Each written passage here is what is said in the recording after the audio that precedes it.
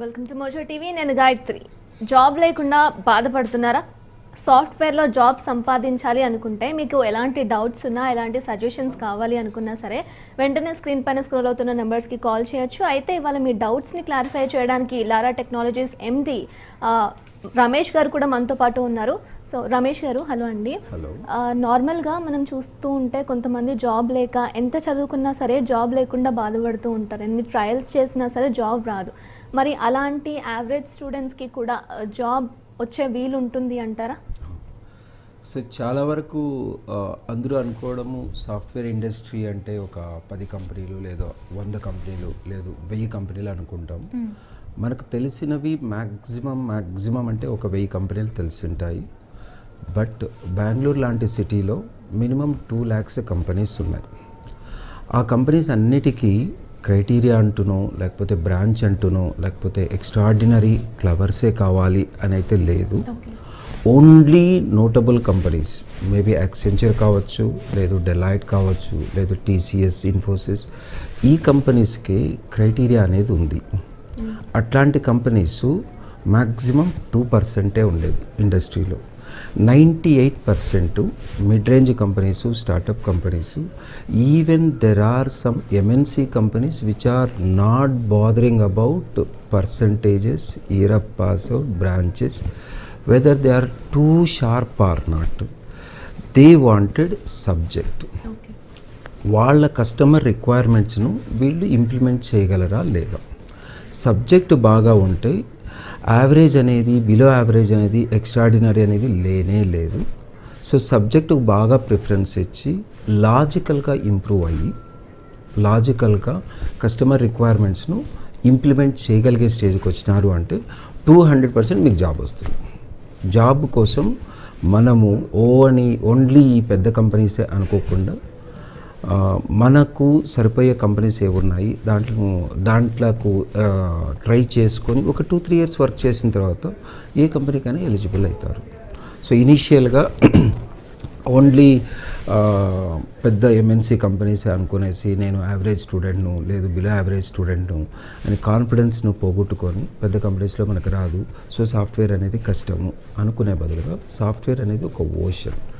Lot of companies, lot of requirements. Every company having a requirement.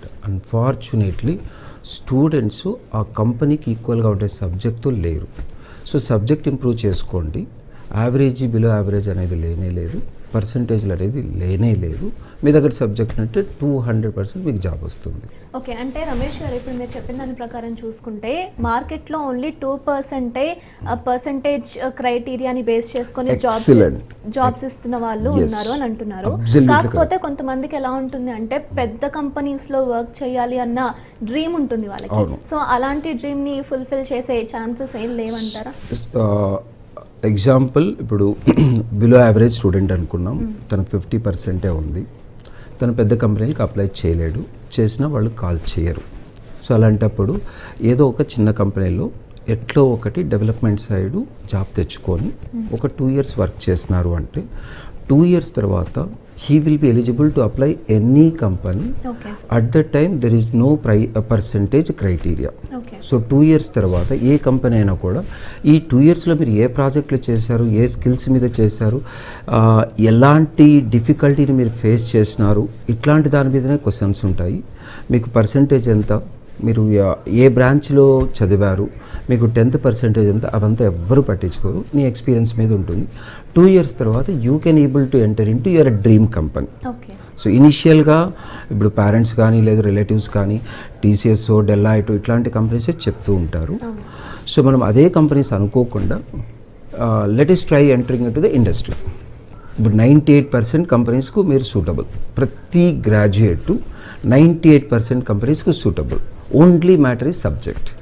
Okay, మనం జనరల్గా జాబ్కి వెళ్తూ ఉన్నప్పుడు రెజ్యూమే తీసుకొని వెళ్ళినప్పుడు అందులో ఫస్ట్ మనకి కనిపించేది పర్సంటేజ్ ఎంత ఉంది అన్నది కనిపిస్తూ ఉంటుంది.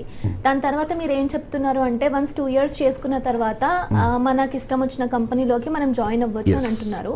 కాకపోతే మనం రెజ్యూమే తీసుకొని వెళ్ళిన తర్వాత ఫస్ట్ మనకి ఎక్స్పీరియన్స్ కన్నా ముందు ఈ పర్సంటేజ్ ఎంత ఉంది అన్నదే కనిపిస్తుంది కాబట్టి ప్రాబ్లం ఏమి ఉండదు అంటే. So definitely I agree.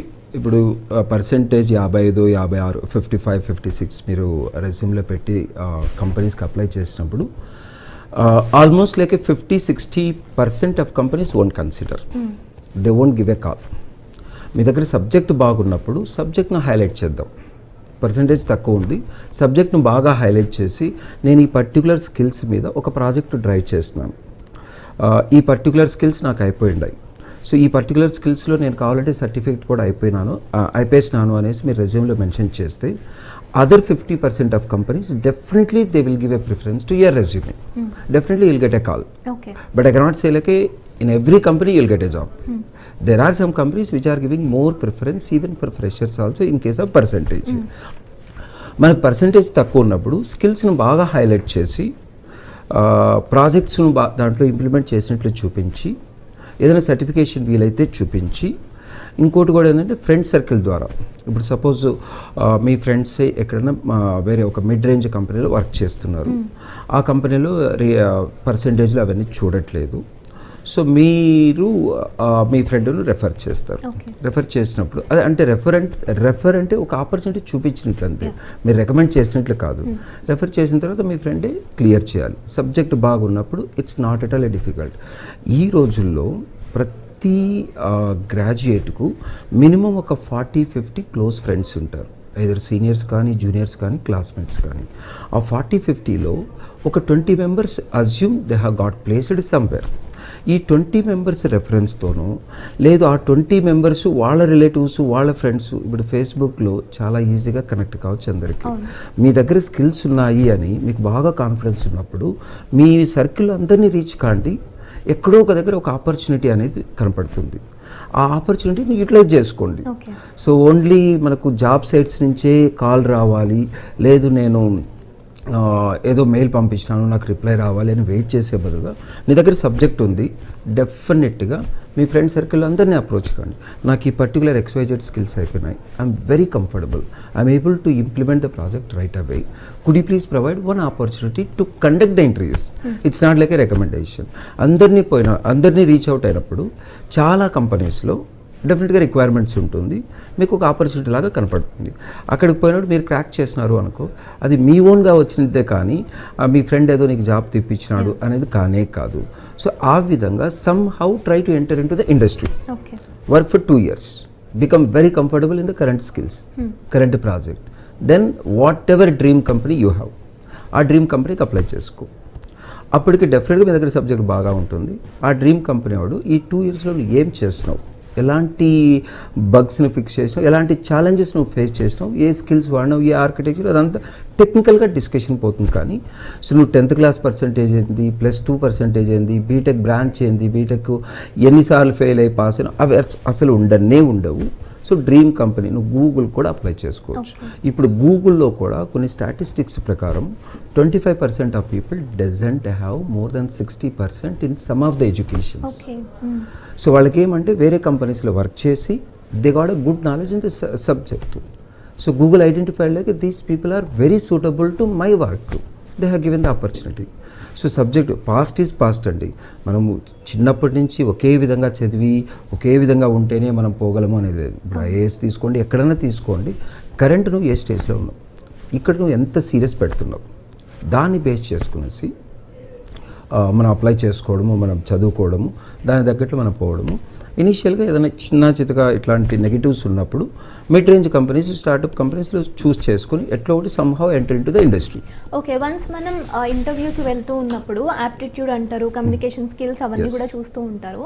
కాకపోతే కొంతమంది దగ్గర ఏంటి అంటే సబ్జెక్ట్ ఉన్నా సరే వాళ్ళు స్టార్టింగ్ నుంచి తెలుగు మీడియంలో చదవడం వల్ల కానివ్వండి, వేరే ఏదైనా రీజన్స్ కానివ్వండి, అంత కమ్యూనికేషన్ స్కిల్స్ అంత కరెక్ట్గా ఉండవు. సో అలాంటి వాళ్ళకి స్కోప్ ఎలా ఉంటుంది? డెఫినెట్గా అండి, దీనికి కూడా సేమ్ ఆన్సరే సూటబుల్ అవుతుంది.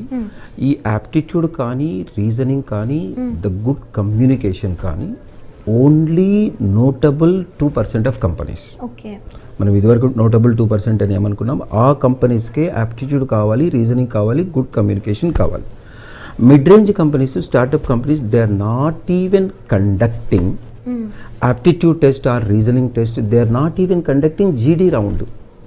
మీ దగ్గర సబ్జెక్ట్ ఉందా, నేను సిస్టమ్ ఇస్తాను, ఒక టాస్క్ ఇస్తాను, 3 అవర్స్ 4 అవర్స్ 6 అవర్స్ తీసుకొని ఆ టాస్క్ డెవలప్ చేయి.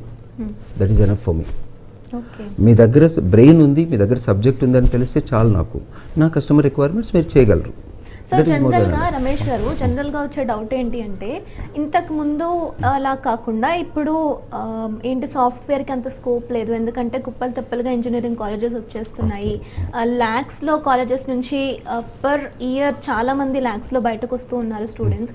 కాబట్టి అంత సెక్యూరిటీ లేదు అంటూ కూడా స్టార్టింగ్లో ఉన్న వాళ్ళు కూడా భయపడుతుంటారు, అంటే కాలేజ్ టైంలోనే. మీరు టాప్ మోస్ట్ ఎంఎన్సీస్లో 9 years వరకు వర్క్ చేశారు కాబట్టి ప్రజెంట్ సిచ్యువేషన్స్ ఎలా ఉంటాయి అనుకోవాలి? ఒకటండి, compare to non software field, ఇప్పుడు నాన్ సాఫ్ట్వేర్, ఇప్పుడు ఎలక్ట్రానిక్స్ తీసుకోండి, ఎలక్ట్రికల్, మెకానికల్, సివిల్, అందులో జాబ్స్ ఎట్లయితే ప్రోగ్రెస్ అవుతున్నాయో దాంతో పోల్చుకుంటే 100 times సాఫ్ట్వేర్లో ప్రోగ్రెస్ అవుతున్నాయి. ఇప్పుడు సపోజ్ ఈ ఎలక్ట్రానిక్స్లో ఒక 5,000 జాబ్స్ పర్ ఇయర్ క్రియేట్ అవుతూ ఉంటే ఇక్కడ డెఫినెట్గా 50,000 సో 5 lakhs జాబ్స్ ఇక్కడ క్రియేట్ అవుతున్నాయి. సో ఎక్కువ మంది వస్తూ ఉండే కొద్దీ జాబ్స్ కూడా అట్లే తయారవుతున్నాయి. ఇప్పుడు ఒక ఎలక్ట్రానిక్స్ కంపెనీ, కొత్త కంపెనీస్ పర్ ఇయర్ మ్యాక్సిమం ఒక 50 లేదంటే 100 కంపెనీస్ స్టార్ట్ అవుతుంటాయి. అదే కంప్యూటర్స్లో ప్రతి స్ట్రీట్లో 2-3 కొత్త కంపెనీస్ స్టార్ట్ అవుతున్నాయి. సో మనం ఆల్ ఓవర్ ఇండియా తీసుకుంటే per year definitely there might be 20 or 30,000 of companies are starting. So ఆ ప్రపోర్షన్ ఉన్నప్పుడు మీరు ఇక్కడ ఎంతమంది కాలేజీల నుంచి వచ్చినా కూడా there is a room in the software, but only the thing is you should become eligible to enter into that room. దానికి సబ్జెక్ట్ కావాలి. సో ఎట్టి పరిస్థితుల్లో చాలా కాలేజీలు ఉన్నాయి, చాలామంది బయటకు వస్తున్నారు. What about my future, whether I will be getting a job or not? You required 1 job, N number of companies. మీ దగ్గర సబ్జెక్ట్ ఉంటే ఒక కంపెనీ కాదు 10 కంపెనీస్ మీ దగ్గరికి, that 10 companies will run behind you.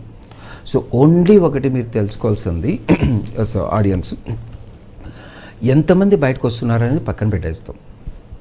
ఎన్ని కంపెనీస్ వస్తున్నాయి, ఫారిన్ కంపెనీస్ ఇక్కడికి రావడమే కాకుండా మన ఇండియాలో 10 years వర్క్ చేసిన వాళ్ళందరూ కూడా కంపెనీ మీదనే డ్రీమ్కి వెళ్తున్నారు.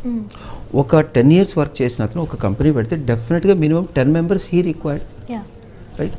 ఆ విధంగా ఇప్పుడు 2000 నుంచి 2005 వరకు ఎవరైతే ఫ్రెషర్గా జాయిన్ అయినారో ఇండస్ట్రీలో వాళ్ళందరికీ they have a dream of floating their own company. ఒక పర్సన్ స్టార్ట్ చేసినప్పుడు ఒక కనీసం 10 మందిని తీసుకుంటాడు. ఆ విధంగా ఇండియాలో చాలా కంపెనీస్ వస్తున్నాయి, ఫారిన్ కంట్రీస్ నుంచి వస్తున్నాయి, కాలేజీల నుంచి చాలామంది వస్తున్నారు. Definitely I agree. బట్ కాలేజీల నుంచి వచ్చే వాళ్ళల్లో అందరూ సూటబుల్ కాలేకపోతున్నారు. So if you are becoming a suitable, definitely you will be getting a multiple jobs. So ఎక్కువ మంది వస్తున్నారు అనేది థింక్ చేసేది పక్కన పెట్టేసి మనకి ఎంతవరకు ఉన్నాం, మనం సబ్జెక్టు ఎంతవరకు పోవాలి అది తెలుసుకున్నారు అంటే 100% ఒక సిన్సియర్ స్టూడెంట్కు మినిమం 10-15 ఇంటర్వ్యూ కాల్స్ వస్తున్నాయి ఇప్పుడు. ఆ సిన్సియారిటీ మీరు ప్రూవ్ చేసుకొని మీ దగ్గర బాగా సబ్జెక్ట్ ఉందని రెజ్యూమేలో హైలైట్ చేసి ఏదైనా ఒక ప్రాజెక్ట్ చేయడం వెల్ అండ్ గుడ్. ఒకవేళ చేసేదానికి స్కోప్ లేకనో ఆపర్చునిటీ లేకనో అట్లా ఉన్నప్పుడు అది కూడా వదిలేసేయడం.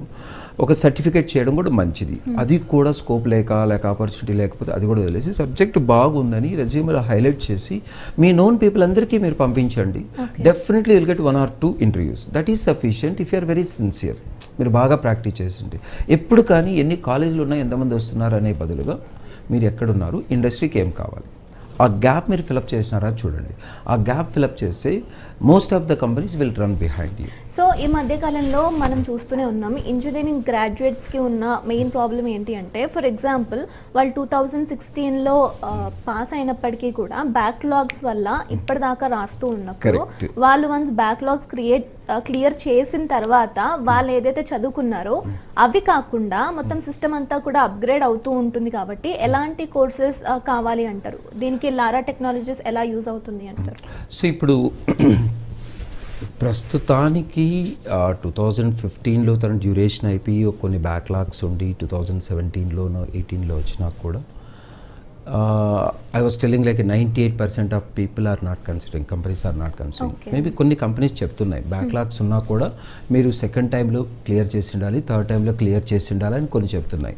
ఒకవేళ అట్లా చెప్పినా కూడా ఒక 10% కంపెనీస్ వదిలేస్తే 90% of companies not at all bothering about when your duration got over, when you got the final provisional certificate, okay. Right? So దాన్ని బేస్ చేసుకొని మీరు ఏ కంపెనీకైనా కూడా ఎంటర్ కావచ్చు. సబ్జెక్ట్, ఇంకా వేరే ఏమీ అవసరం లేదు. సో ఒకవేళ ఇట్లా బ్యాక్లాగ్స్లో ఉండి 1 or 2 years తర్వాత పాస్ అయ్యి అప్పటికి కొత్త వర్షన్లో చేసినాయని, కొత్త సాఫ్ట్వేర్లో చేసినాయని ఇట్లా అని అంత బాధపడుతూ అంత థింక్ చేసే బదులుగా మనం ఏవైతే నేర్చుకొని ఇంప్లిమెంట్ చేయగలమో ఆ టెక్నాలజీస్, ఒకవేళ ఇప్పుడు 2 years బ్యాక్ డేటా సైన్స్ అని వచ్చింది, 4-5 years back big data, Hadoop అని వచ్చినాయి. సో అవంతా మా ఫ్రెండ్స్ దాంట్లో వర్క్ చేస్తున్నారు. సో నేను ఇప్పుడు దాంట్లోకి పోలేనేమో, ఇప్పుడు చాలా వరకు ఎక్కువ వ్యాస్ట్ డెవలప్ అయిపోయింది, నేను ఇప్పుడు పోతే కాంపిటేటివ్ ఇవ్వగలనా లేదా అని కొద్దిగా ఇంటర్నల్గా అనిపించవచ్చు. అట్లా థింక్ చేయకుండా ఇండస్ట్రీలో ఏవి బెస్ట్ అనేది పక్కన పెట్టేసాము. డేటా సైన్స్ అనేది ది బెస్ట్, హడూప్ అనేది ది బెస్ట్, ఇట్లా చాలా ఉన్నాయి. ఆ ది బెస్ట్ అనేది థింక్ చేయొద్దండి.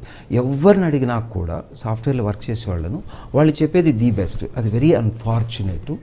ది బెస్ట్ అనేది పక్కన పెట్టేసి మీరు దేనికి సూటబుల్, ఇప్పుడు 10 years బ్యాక్ వచ్చిందో 5 years బ్యాక్ వచ్చిందో అది ది బెస్టే ఉండొచ్చు, వాస్ట్ డెవలప్మెంట్ అయ్యొచ్చు. You may not be suitable to go ahead with all the features, all the versions. మీరు ఎక్కడున్నారు, సో దేనికి మీరు సూటబుల్ అవుతారు దాన్ని పిక్ చేసుకోండి. ఇక్కడ HTML అనే సింపుల్ కాన్సెప్ట్లో కూడా జాబ్లు ఉన్నాయి. ఒక పర్టికులర్ స్కిల్లో మీరు ఎక్స్పర్ట్ అయినారు అంటే 100% మీకు జాబ్ వస్తుంది. సీనియర్స్ని అడిగినప్పుడు డెఫినెట్గా వాళ్ళు బెస్ట్ది ఏది ఉంది, ఎక్కువ శాలరీ వచ్చేది ఏది ఉంది అనేది చెప్తారు.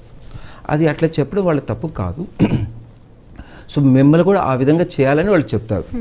బట్ మీరు ఫైనల్గా నేర్చుకోవాల్సింది, మీరు ఎక్స్పర్ట్ కావాల్సింది.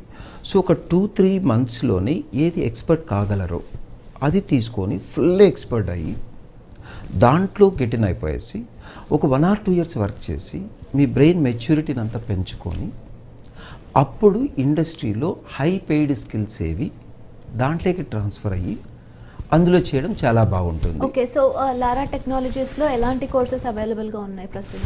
సో ఇప్పుడు మేము స్టార్టింగ్ నుంచి జావా, J2E ఈ ఫ్రేమ్వర్క్స్ అనే దాని మీద ఎక్కువ ఫోకస్ ఇస్తూ 13 years నుంచి దాని మీదనే ఉన్నాము. ఇప్పుడు almost like more than 50,000 students undergone from Lara technologies. చాలామందికి ప్రతి కంపెనీలో మా లారా స్టూడెంట్స్ ఉన్నారు. రీసెంట్గా మేము కాలేజీలతోనే డైరెక్ట్గా టైఅప్ చేసుకొని కాలేజీలో 2019 పాస్ అవుట్ ఎవరైతే స్టూడెంట్స్ ఉంటారో వాళ్లకు కాలేజ్ మేనేజ్మెంట్తో ఇంటరాక్ట్ అయ్యి వాళ్ళకి డైరెక్ట్గా ఆన్లైన్ క్లాసులు పెట్టాలనేసి ఒక ప్లాన్తో మేము వస్తున్నాం. సో ఒక 2 months ప్లాన్ ఉంటుంది. అది ఈ 2 monthsలో average student, forget about extraordinary person. Extraordinary పర్సన్కు మనం ఎలాంటి గైడెన్స్ ఇవ్వనవసరం అవసరం లేదు. He can join in to the Google or FB. We have to focus only on the average people. Average పీపుల్ను ప్లేస్ చేసేదానికి ఏం స్కిల్స్ సరిపోతాయి, ఎలాంటి ప్రెషర్ కావాలి, ఎలాంటి కౌన్సిలింగ్ కావాలి, ఎలాంటి స్టడీ కావాలి, ఎలాంటి ఎగ్జాంపుల్స్ కావాలి అనేది అంతా మేము ఫ్రేమ్ చేసుకొని మేము నెక్స్ట్ మంత్ నుంచి కాలేజీలతోనే ఇంటరాక్ట్ అయ్యి కాలేజీలో 2019 స్టూడెంట్స్కు ట్రైన్ చేసి ప్లేస్ చేసి తర్వాత ఛార్జెస్ మేము ఎక్స్పెక్ట్ చేస్తున్నాం. ఓకే. సో ఇప్పుడు ఫ్రెషర్స్ ఎలాంటి కోర్సెస్ తీసుకుంటే జాబ్ ఈజీగా వస్తుంది అంటారు? సో ఫ్రెషర్స్కు చిన్న ప్రోగ్రామింగ్ లాంగ్వేజ్, ఇప్పుడు జావా తీసుకోండి, వ్యాస్ట్ అది ప్రోగ్రామింగ్ లాంగ్వేజ్, చాలా vast. Definitely it will take 6 to 8 months to become an expert. Okay. So మనం ఈవెన్ బెంగళూరు కానీ హైదరాబాద్ ఎక్కడైనా కానీ 1 monthలో మేము జావాలో అయిపోయిస్తాము, 1 monthలోనే మేము చెప్పేస్తామని చెప్తూ ఉంటారు. వాళ్ళ కంటెంట్ అయిపోవచ్చు కానీ స్టూడెంట్ అయితే he can not become an expert in a month or 2 months or 3 months. He has to take 6-7 months. So అది vast developed, lot of difficulty కూడా ఉంది. ఇంకా వెరైటీ కూడా ఉన్నాయి. ఇప్పుడు C++ తీసుకోండి, .NET తీసుకోండి, అవి కూడా ఉన్నాయి కొద్ది గొప్ప డిఫికల్టీ. అవి అంత వ్యాస్ట్గా పోయే బదులుగా, వ్యాస్ట్గా పోయినా కూడా ఇంటర్నల్గా ఏం జరుగుతుంది అనేది మీకు అనలైజేషన్ కొద్దిగా తక్కువ ఉంటుంది. ఎందుకు అంటే మనం everyday we are not using Java in our daily life. మనం డైలీ లైఫ్లో ఏ ప్రోగ్రామింగ్ కాన్సెప్ట్స్ మనం వాడుతూ ఉంటామో అవి తీసుకొని మీరు ప్రాక్టీస్ చేస్తే డెఫినెట్గా ఇంటర్నల్గా ఏం జరుగుతూ ఉంది, ఎక్కడ అప్లై చేస్తున్నాము అనేది తెలుస్తుంది. మనం everyday we are using browsers, right? Browser కంపాటబుల్గా ఏదన్నా ఒక టాస్క్ కానీ ఒక అవుట్పుట్ కానీ మీకు వచ్చింది అంటే definitely you can able to understand. Okay, so ఇప్పుడు కొంతమంది ఎలా ఉంటారు అంటే +2 కంప్లీట్ అయిపోయిన తర్వాత వాళ్ళు జాబ్ సర్చెస్లో ఉంటారు అండ్ దాని తర్వాత గ్రాడ్యుయేషన్ కంప్లీట్ చేయడానికి వేరే రీజన్స్ ఉంటాయి, వాళ్ళు కంప్లీట్ చేయలేకపోవచ్చు. సో అలాంటి వాళ్ళు ఓన్లీ +2 కంప్లీట్ చేసిన వాళ్ళు లారా టెక్నాలజీస్కి వస్తే సో దానికి ఎలాంటి స్కోప్ లేదు? అలా ఎలాంటిది లేదు. +2 వాళ్ళను ఏ కంపెనీ కూడా సాఫ్ట్వేర్ సైడ్ ఎంటర్టైన్ చేయట్లేదు. మినిమం డిప్లొమా అన్న ఉండాలి. But 99% of companies required minimum graduation. So graduation తర్వాతనే వాళ్ళు ఏమైనా కూడా నేర్చుకోవడం బెటరు. +2తో ఇట్లాంటి ఆలోచనలు ఉంటే డెఫినెట్గా they are wasting their time and money. Okay, అయితే ఇప్పుడు కాలేజ్లో చదువుతున్న వారికి మీరు ఎలాంటి ప్రోగ్రామ్స్ ఇంప్లిమెంట్ చేస్తారు? అదేనండి, ఇప్పుడు 2019 పాస్ అవుట్ అయ్యే స్టూడెంట్స్కు కాలేజెస్తోనే ఇంటరాక్ట్ అవుతూ కాలేజ్ మేనేజ్మెంట్తో ఇంటరాక్ట్ అయ్యి, సో మీ 2019 పాస్ అవుట్ ఉండేవాళ్ళను ఒక డైలీ ఒక 3 hours మా క్లాసులకు అలొకేట్ చేయండి. 2 months డ్యూరేషన్. 4 years మీ దగ్గర ఉన్నారు, జస్ట్ 2 years మాకు ఇవ్వండి. ఎవ్రీడే 3 hours మేము ఇండస్ట్రీలో ఏది కావాలో అది గైడ్ చేస్తాం. గైడ్ చేసి ప్లేస్ చేసి, అంటే ఫస్ట్ మేము ట్రైనింగ్ ఇస్తాం 2 months, rigorous training what ever is required to the industry.